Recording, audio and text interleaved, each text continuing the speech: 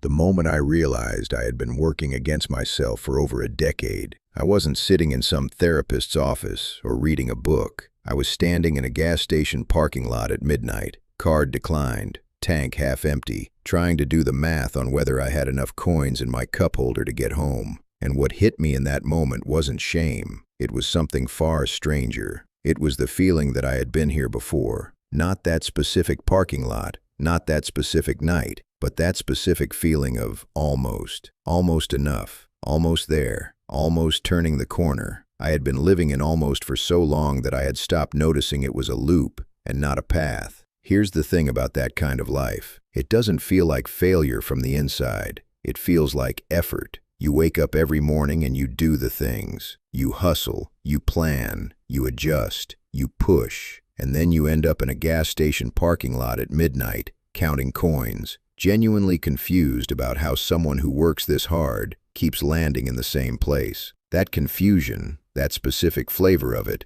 is the most important piece of the whole story, because confusion means the map you're using doesn't match the territory. And for most of my adult life, I was using a map that had been handed to me by people who were just as lost. I grew up watching my dad work. I mean really work. The kind of work that leaves marks on your hands and takes years off your face. He believed, the way some people believe in gravity, that hard work was the answer to everything. You struggle, you grind, you earn, and if you're not where you want to be, you just haven't worked hard enough yet. I absorbed that so completely that I never even questioned it. It just became the operating system running silently underneath every decision I made. Work harder, sleep less, want it more. And so I did, for years and years and years, and I kept ending up in parking lots. What I didn't understand then, and what I'm still honestly putting into words now, is that effort and alignment are not the same thing, not even close. You can row a boat with everything you have and still go nowhere if you're rowing against the current. And the current I was rowing against wasn't laziness or bad luck or the wrong opportunities. It was something I couldn't see because it was inside me. It was the invisible frequency my whole system was broadcasting without my permission, a frequency that said, quietly, constantly, in a language beneath language, this is as much as people like us get. Stay small, stay safe, don't reach too far or something will break. I didn't know I believed that. That's the part that still gets me. I would have laughed if you'd said it to my face, but the body doesn't lie the way the mouth can, and my body, every single time I got close to something bigger, found a way to self-correct back to familiar, back to just enough, back to the parking lot. That midnight, counting quarters, something cracked open, not in a dramatic way, no music, no revelation, no clear thought I could write down, just a quiet, almost physical sense that the problem I'd been trying to solve on the outside had been living on the inside the entire time, and that the version of me running this show had been built for a world I no longer lived in. I didn't change anything that night. I got enough coins, got home, went to sleep, but something had shifted underneath, something that would take months to fully surface, and by the time it did, nothing about how I moved through the world looked the same. If any of this is landing somewhere real for you, do me a favor and subscribe and drop a like. It genuinely helps, and what's coming next in this story goes even deeper. The stillness that followed that night was the hardest part to sit with, because it didn't feel like progress. It didn't feel like anything, honestly. Just this flat, quiet stretch of days where nothing dramatic was happening, and I couldn't tell if that was peace or just another version of stuck. I remember talking to my friend Sarah about it, not the full story, just the edges of it. She said something I've thought about almost every day since. She said, "You know how before a storm everything goes weirdly quiet? The birds stop, the wind stops, everything just holds." She said, "I think you're in that quiet right now." I didn't know what to do with that then. It felt too poetic for what I was actually living, which was mostly just waking up and doing ordinary things, while feeling like something underground was slowly, almost imperceptibly, reorganizing itself. And that's exactly what it was. I just didn't have the language for it yet. The language I'd always used for change was dramatic: crisis, decision, action, result. Clear cause, clear effect. But this wasn't that. This was more like watching a river after a flood. when the water is receding and the whole landscape is starting to show itself differently. You can't point to the moment it shifted. You just look up one day and realize the ground has changed. I was in the receding phase. Everything was slower, quieter, and somehow more deliberate than anything I'd forced myself into before. And the strangest part was that the harder I tried to rush it, to name it, to control what was happening inside me, the more it seemed to slip sideways, like trying to hold water in a fist. The moment I stopped clenching, it pooled in my palm on its own. The fear that shaped my entire financial life wasn't mine. It belonged to a woman I never met. My grandmother, who raised 4 kids through a stretch of years so lean that she rationed soap. I found this out not from a conversation, but from a cardboard box in my mother's closet, a box full of handwritten notes and grocery lists, so precise they accounted for every single cent. My mother didn't talk about it much, but she didn't have to, because by the time I was old enough to notice, the lesson had already been downloaded into me without a single word being spoken. Don't reach too far. Don't count on anything. Hold what you have with both hands, because it can disappear faster than you think. That box changed something for me during the quiet stretch I described earlier, that strange flat period after the parking lot night.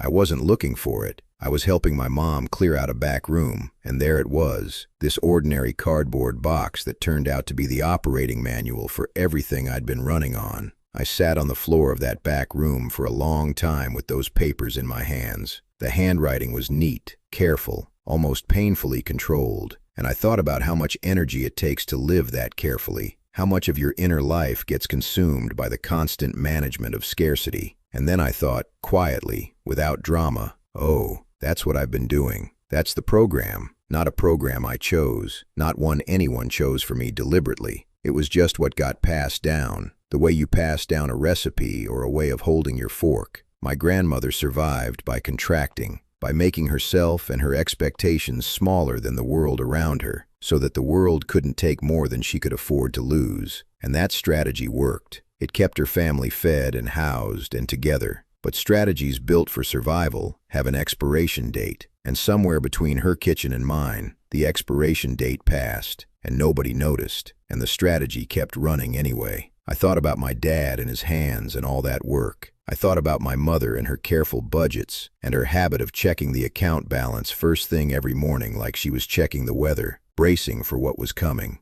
And I realized that none of them were wrong. They were doing exactly what the information they'd inherited told them to do. The problem wasn't the people. The problem was the information, the frequency it created, the invisible ceiling it installed so gradually that none of us ever saw it go up. Sitting on that floor, I felt something I didn't expect. Not sadness exactly, more like the specific tenderness you feel when you finally understand why someone hurt you, and you realize they were just carrying something too heavy and didn't know how to put it down. I wasn't angry at the inheritance. I was just done carrying it forward. But understanding something and actually changing it, those are 2 completely different neighborhoods, and I was about to find out exactly how far apart they are. The exhaustion that hit me in the weeks after that backroom moment was unlike anything I'd felt before. Not the tired that comes from working too much. This was cellular, bone level, the kind of tired that makes you stop mid-sentence because you've genuinely forgotten what you were trying to say. And the frustrating part was that from the outside, nothing had changed. I was still doing everything I was supposed to do, still showing up, still pushing, still trying to optimize every corner of my routine, the way you rearrange furniture in a room with a structural crack in the wall.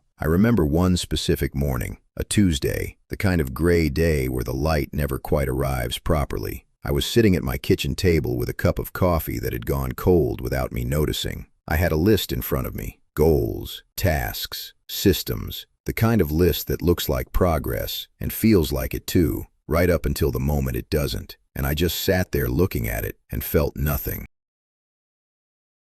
Not resistance, not motivation, not even the usual anxiety that at least had the decency to feel like energy. Just nothing. A flat, airless nothing. And that nothing scared me more than the parking lot ever did. Because at the parking lot, I was at least still running. This felt like the engine had simply stopped, like some deeper part of me had looked at the list and the effort and the years of identical effort and decided, quietly, without consulting me, that it was done pretending this approach was going to work. And what I didn't know yet, sitting at that table with my cold coffee and my useless list, was that the stopping was not the problem. The stopping was the first honest thing my system had done in years. Something was about to break open, and I wasn't even close to ready for what came out. I had spent years believing that wanting something badly enough was the same as being ready for it, that if the desire was strong enough, real enough, desperate enough, it would eventually punch through whatever was in the way. And sitting at that kitchen table with my cold coffee and my stopped engine, I finally understood why that had never worked. Because desperation and readiness are not the same frequency. They don't even live in the same neighborhood. Desperation is a clenched fist, and a clenched fist cannot receive anything, no matter how wide open the sky above it is. I had been desperate for a long time without calling it that. I called it motivated. I called it driven. I called it hungry. But underneath all those cleaner words was the same raw signal, the silent broadcast that said I don't have enough, and I'm not sure I ever will. And here's what nobody tells you about that signal. It doesn't push abundance toward you. It pushes it sideways, because the universe, or your nervous system, or whatever you want to call the thing that actually runs your life underneath your intentions, it doesn't respond to what you want. It responds to what you are. And what I was, underneath all the effort and the lists and the relentless forward motion, was a person who had been calibrated since childhood to expect just enough and nothing more. I remember the exact moment I felt this in my body, rather than just understanding it in my head. It was a few days after the kitchen table morning. I was in the shower, of all places, water too hot the way I always have it, steam filling the room until the mirror disappeared, and I had this sudden, almost physical wave of recognition, like something in my chest unlocked. Not dramatically, just a quiet click, the way a door settles into its frame when the temperature changes. And what came through that click was this. I had been rowing against myself, not against circumstances, not against bad luck, not against a system that was rigged, against myself, against a version of myself that was still operating on rules written for a life I no longer lived. And that realization didn't make me feel powerful. It made me feel tired in a completely new way. The kind of tired that comes right before something actually changes. Because changing a pattern that lives in your body is not an intellectual exercise. You can't think your way out of a frequency. You have to feel your way out of it. And feeling your way out of something that's been running your whole life is slow, unglamorous, deeply uncomfortable work. There's no moment where it suddenly feels easy. There's just the gradually increasing distance between who you used to be and who you're in the process of becoming. The desperation didn't vanish after the shower, but something about it changed texture. It got quieter, less urgent, and in that small reduction of urgency, I felt something I hadn't felt in years. I felt the first thin edge of actual space, not hope exactly, just room. And I understood instinctively, the way you understand certain things without being able to explain them. That room was where everything I'd been trying to force was going to have to grow from. Not from pressure, from space. What I didn't expect was how disorienting that space would feel at first. The weeks that followed were the strangest I can remember. Not bad, not good, just strange in a way that had no clean description. Things I used to find urgent stopped feeling urgent, not because they got resolved, but because something in me had quietly reclassified them. I'd wake up and there'd be this unfamiliar stillness in my chest, where the usual low hum of anxiety had always lived, and my first instinct, every single morning, was to find something to worry about, to scan the horizon for whatever I was supposed to be managing, because that scanning had been my normal for so long that its absence felt wrong, felt like I was forgetting something important. Sarah noticed before I did. We were walking one afternoon, the kind of walk that starts as a quick errand and turns into an hour without either of you deciding to extend it. And she stopped at some point, looked at me sideways, and said, "You seem different. Not better or worse, just different. Like something turned down inside you." And I didn't know what to say, so I just nodded. Because she was right. Something had turned down. That constant internal noise, the low-grade static of worry and calculation and bracing, it had dropped in volume. Not to zero, but enough that I could hear other things underneath it. Things that had probably always been there, but never had room to surface. What was surfacing was subtle, a sense that the choices I was making were becoming cleaner. Not easier, but cleaner, less contaminated by fear. I would notice myself pausing before reacting, which had never happened before. I had always been a reactor, fast and instinctive, and usually wrong in the ways that mattered. Now there was this small but real gap between the trigger and the response.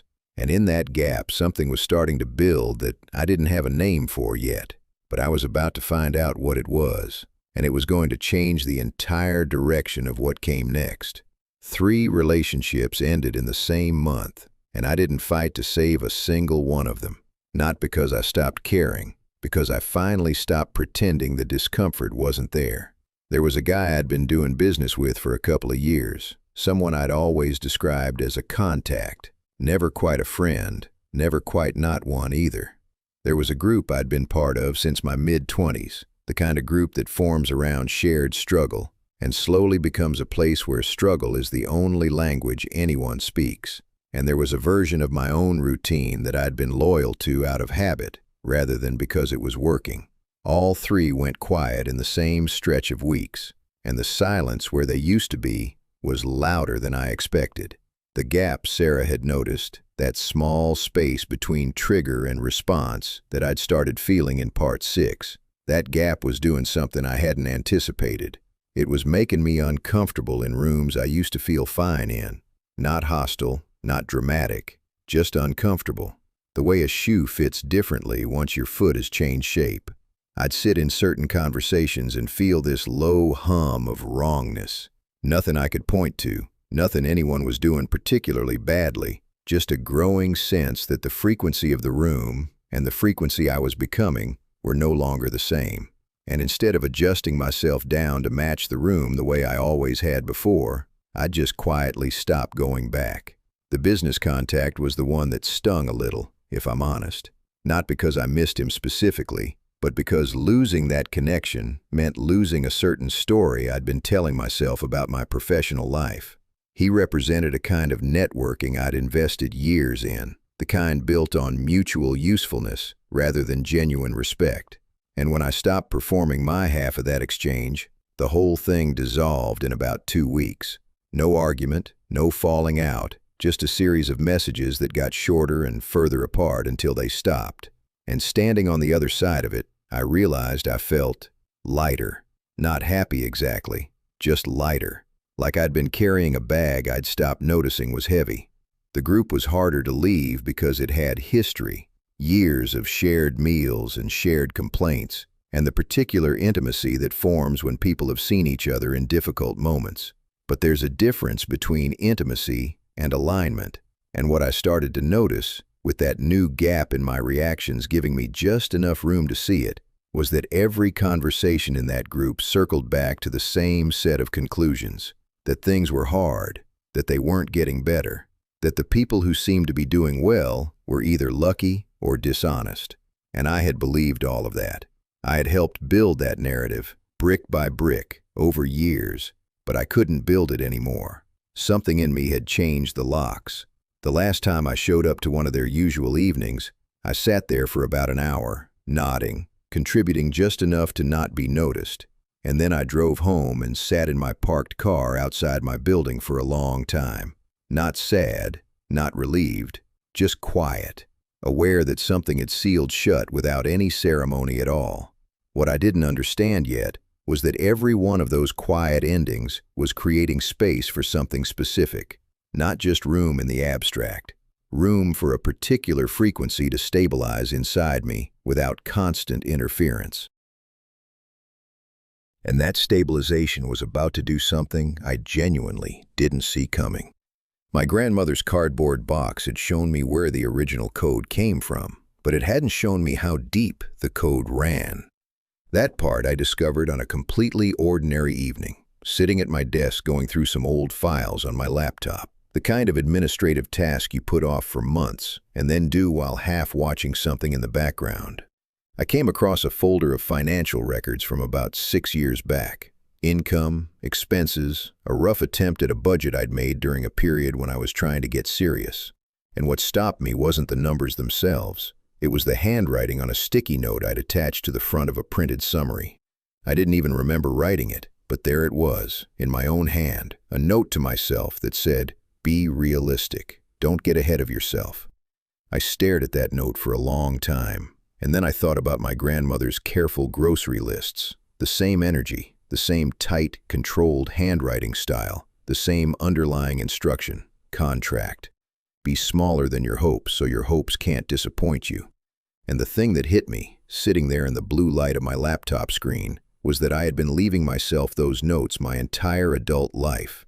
Hundreds of tiny instructions to stay manageable, stay realistic, stay inside the lines of what people like us could expect.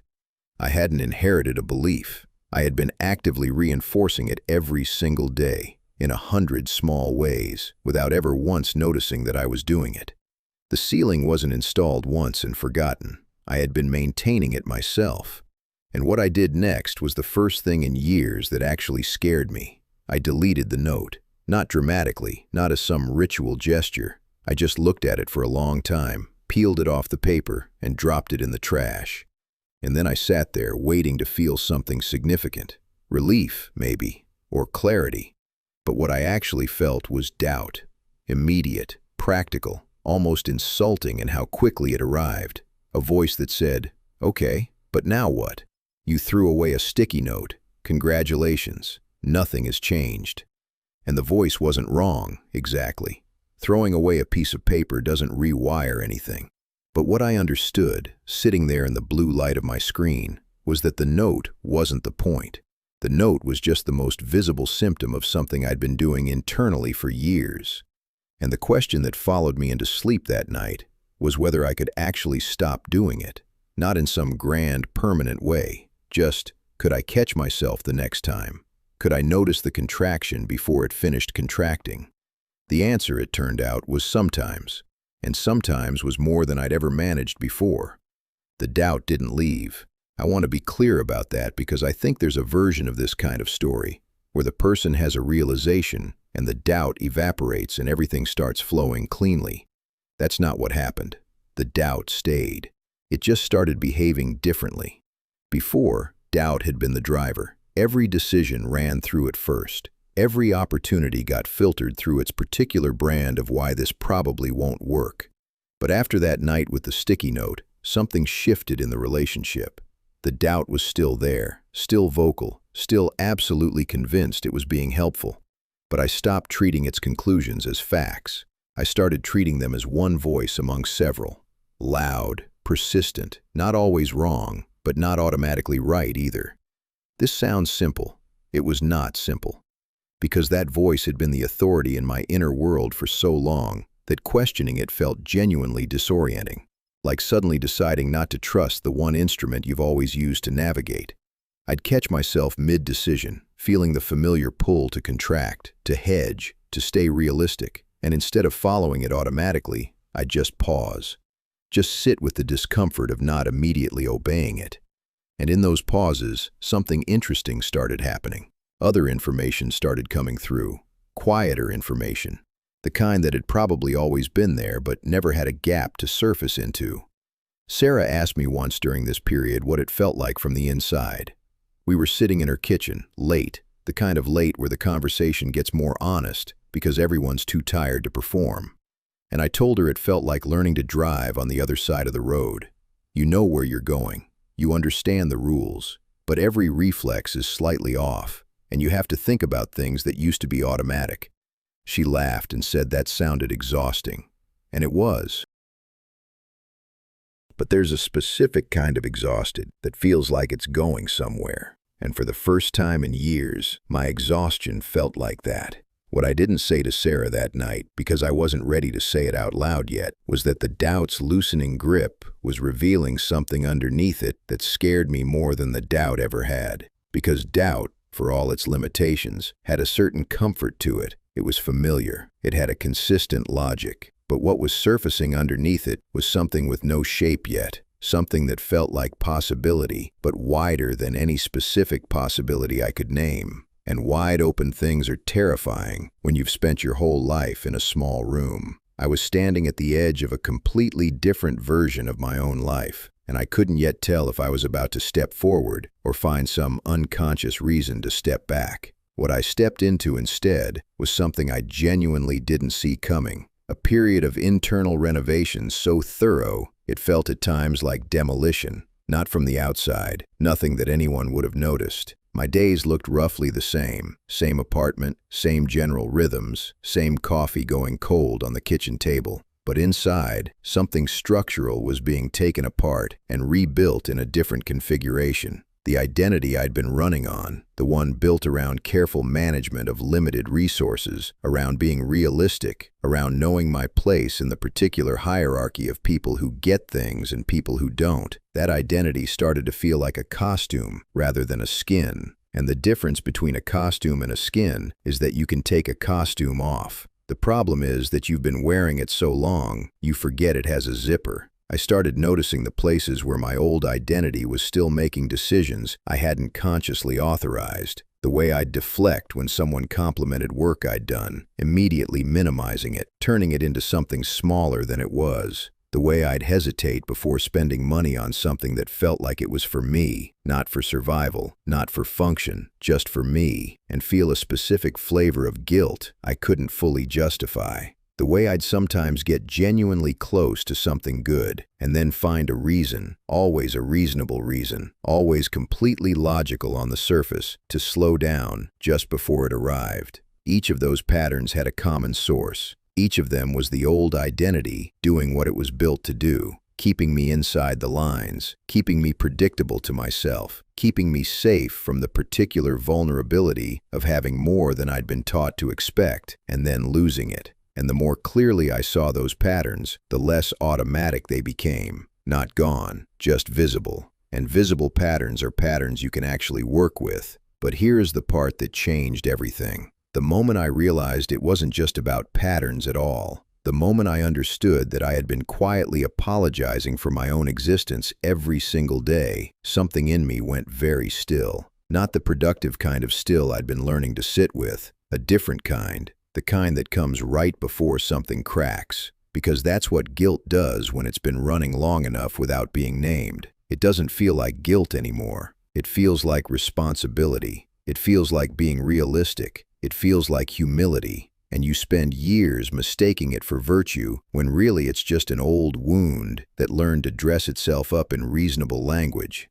I had been doing this in ways I couldn't have listed before, but could suddenly see everywhere once I started looking. The deflecting when someone paid me a genuine compliment, which I'd described to myself as being grounded, but was actually just a reflex to make myself smaller before anyone else could. The way I'd sometimes give things away almost compulsively, time, energy, money I didn't really have to spare, not out of generosity, but out of a need to not be seen as someone who had more than their share. The way I'd undersell my own work in conversations, frame things as smaller than they were, preemptively lower expectations in a way I told myself was just managing people's perceptions, but was really managing my own fear of being seen wanting something big and not getting it. All of it had the same fingerprint. All of it said the same thing underneath. I'm not sure I'm allowed to want this much, and I'm going to make myself smaller before the world does it for me. Naming that was not a relief. I want to be honest about that because I think people expect the naming of a thing to feel like putting down a heavy bag, but it didn't feel like that. It felt more like turning on a light in a room and realizing the room was much more cluttered than you'd been telling yourself it was. Because once I could see the guilt clearly, I couldn't unsee it. It was in everything. In the way I talked about my future, always hedged, always qualified, always careful not to sound like I expected too much. In the way I related to other people's success, which I told myself was generous and supportive, but sometimes had this thin layer of performance on top of it. And in the way I related to my own moments of progress, which I consistently found a way to immediately minimize before letting myself actually feel them. The specific moment that broke it open was a small one, embarrassingly small actually. I had finished a piece of work that I was genuinely proud of, not performed proud. Actually proud, in the chest, in the quiet, in the way something settles when it's right. And my first thought, before the feeling had even fully arrived, was to think of everything that could still go wrong with it, every way it might fall short, every reason not to trust the feeling. And I caught myself doing it in real time, watched myself reach for the deflection before the satisfaction had a chance to land. And I just stopped, sat with the satisfaction. Let it exist without immediately dismantling it, and it felt so unfamiliar that my hands were actually slightly unsteady. That was the beginning of something specific, not the end of guilt, not some dramatic liberation, just the beginning of no longer letting it have the first word. The thing about changing the way you respond to your own success is that it starts making other people uncomfortable before it makes you comfortable. I hadn't expected that part. I'd expected internal resistance, and that was there. But what surprised me was the external friction, the way certain people in my life, people I genuinely liked, started responding differently to me as I stopped automatically minimizing myself in conversation. It was subtle at first. A friend named Marcus, who I'd known for years, started making small jokes about me getting ahead of myself whenever I spoke with any kind of directness about where I was going. Not mean jokes, the kind that have just enough warmth to make them hard to object to. But I noticed the pattern.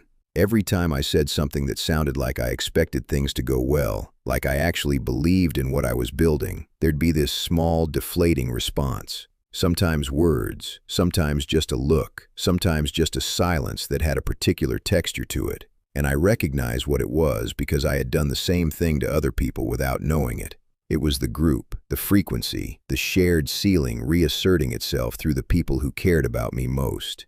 I didn't confront Marcus. That's not what this kind of thing calls for. I just started being more careful about what I said in which rooms. Not dishonest, just selective, choosing who got to witness the version of me that was still being built, still uncertain, still learning to hold its own weight. Because there's a difference between vulnerability and exposure, and I had spent a long time confusing the two.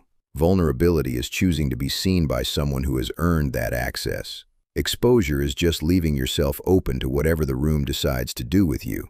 The selectiveness itself was new. The old version of me had needed approval from every available direction simultaneously, had needed the room to confirm that what I was attempting was reasonable before I could fully commit to attempting it. But something was solidifying that didn't need that anymore. Not confidence in the loud, announced sense, something quieter. A growing sense that I knew something about my own direction that didn't require external validation to remain true. And that sense, fragile as it still was about to be tested in a way I wasn't prepared for at all. The test came from a direction I never would have predicted. Not from Marcus, not from any external friction I could have braced for. It came from inside, from a version of me I thought I'd already dealt with. And it arrived on what looked like a genuinely good day. A project I'd been working on for months had just gotten real traction. Not massive, not life-changing on paper, but real and measurable and clearly pointing somewhere larger. The kind of result that, a year before, I would have celebrated loudly and briefly and then immediately started worrying about losing. But this time something was different. I noticed the result, felt it land solidly in my chest the way good things do when you're not deflecting them, and then just kept moving. Calm. Steady.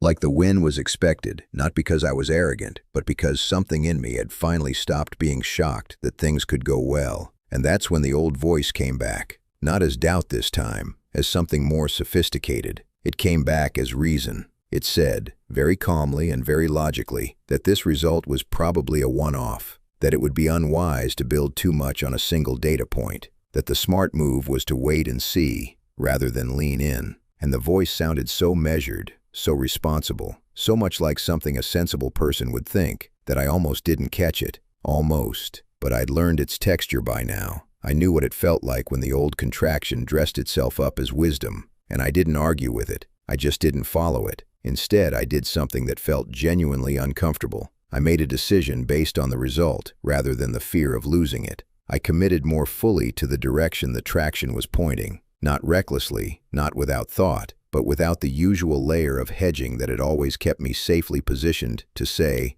I told you so, to myself if things went sideways, and the discomfort of that decision was significant. It sat in my chest for days, like something undigested. Not because the decision was wrong, because it was new. And new things, even good ones, feel dangerous when your system has been calibrated for a very long time to treat newness as a threat. What I kept coming back to during those days was something I'd slowly started to understand about how the internal renovation I'd been going through actually worked. It wasn't about installing new beliefs on top of old ones. That's what I'd tried before. The affirmations, the vision boards, the intentional optimism that always felt slightly performative, even to me. This was different. This was more like removing interference. Every time I caught the old contraction and chose not to follow it, I wasn't building something new. I was clearing something out. And cleared space doesn't need to be filled with anything in particular. It just needs to be held open long enough for what belongs there to arrive on its own. I started to understand that the demonstration phase I was entering didn't look the way I'd imagined it would. I'd always thought of things changing as a series of visible external events. Opportunities arriving, numbers shifting, doors opening in ways you could point to and explain. And some of that was starting to happen. But the more significant change was internal and almost impossible to describe without sounding abstract. Things that used to require enormous effort were starting to require just attention. Not less work, but different work, cleaner work, work that came from direction rather than desperation. And the quality of that difference was something I felt in my body before I could name it in words. Something was becoming available that had been locked before, and I was only beginning to understand what it actually was. What I came to understand, slowly and not all at once, was that what I'd been building through all those months of quiet internal work was not confidence in the way I'd always understood the word. I used to think confidence was about certainty, knowing things would work out, being sure. But what I was developing was something more structural than that, more like a load-bearing wall than a feeling. It didn't depend on outcomes to stay upright. It didn't inflate when things went well or collapse when they didn't. It just stayed. And that quality of staying, that consistency underneath everything else, was something I had never experienced in relation to my own capacity before. I remember sitting with this realization in the early evening. The kind of light that comes through a west-facing window in the last hour before dark, everything going amber and soft. I had a notebook open in front of me, not because I was writing anything specific, just because I think better when there's somewhere for thoughts to land. And I wrote one line, not as an affirmation, not as something I was trying to convince myself of, just as an observation. It said, "I no longer need things to go well in order to be okay." And I sat with that for a long time. Because it was true in a way it had never been true before. That might sound like resignation. It wasn't. It was the opposite of resignation. Because when you're no longer managing your inner state based on whether external things are cooperating, you become available in a completely different way. Your decisions get cleaner because they're not contaminated by the need for a specific outcome to make you feel safe.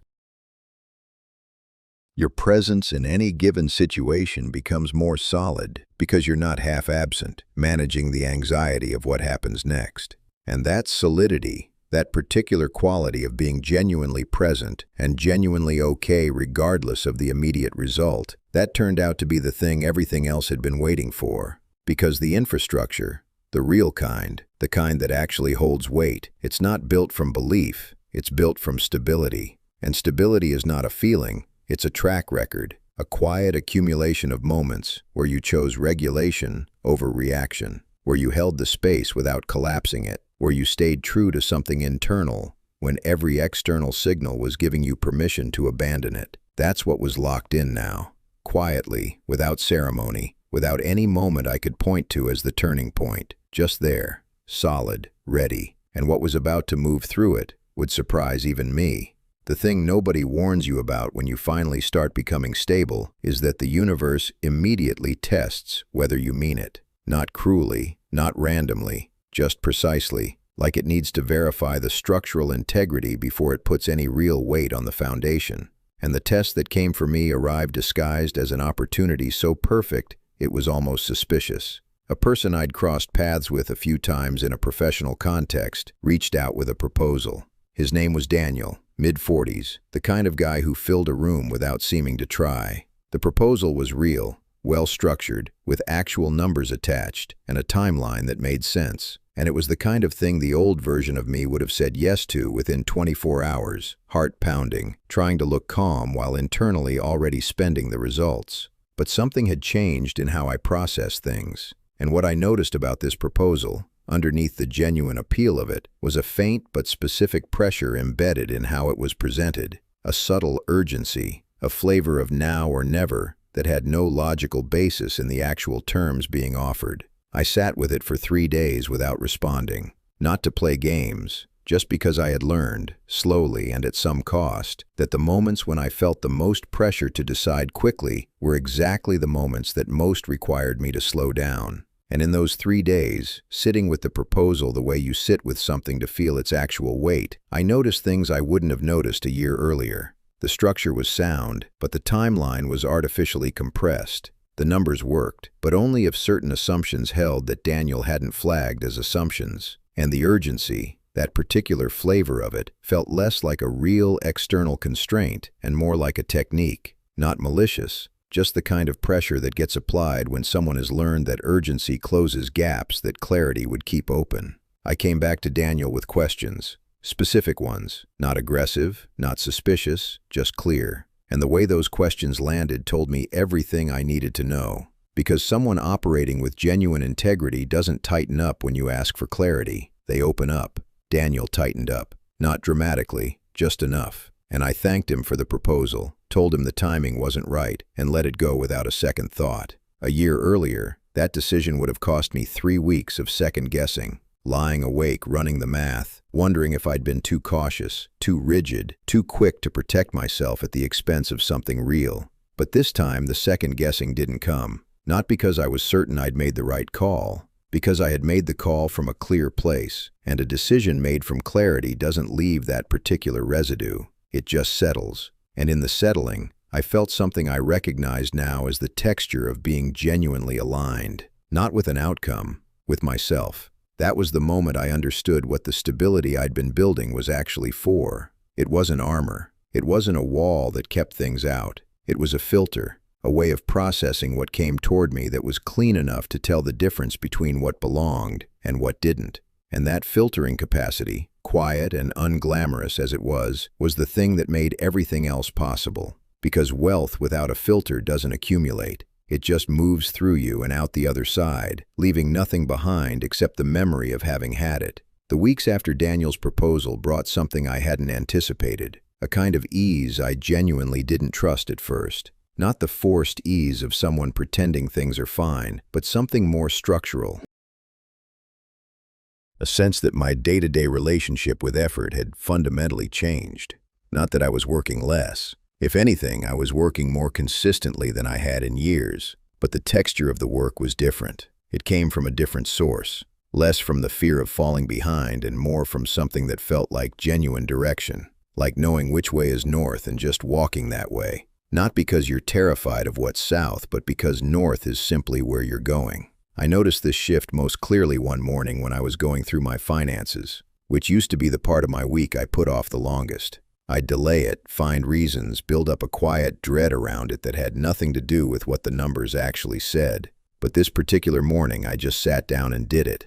No dread, no bracing, no checking the balance with my eyes half closed the way my mother used to check the weather. Just looked at it clearly, made some decisions, moved on. And I sat there afterward and thought, this is what my mother's mornings could have felt like. This is what the generation before her deserved to feel and never got to. And that thought hit me somewhere deep and quiet, not with sadness, with a kind of responsibility that felt completely different from the weight I used to carry, because the responsibility I used to feel around money was about scarcity management.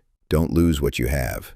Don't reach further than you can hold. But what I was feeling now was something else entirely. It was the responsibility of someone who has built a container that actually works, and now has an obligation to use it well, to let things move through it cleanly. To not clog it back up with the old fear just because the old fear was familiar. And that distinction, between managing scarcity and stewarding capacity, was the shift I had been moving toward since the night in the gas station parking lot without ever having a name for it. I had the name for it now, and something was about to arrive that would test the container in ways I hadn't yet imagined. The thing that arrived wasn't dramatic. That's what I keep coming back to when I try to describe it.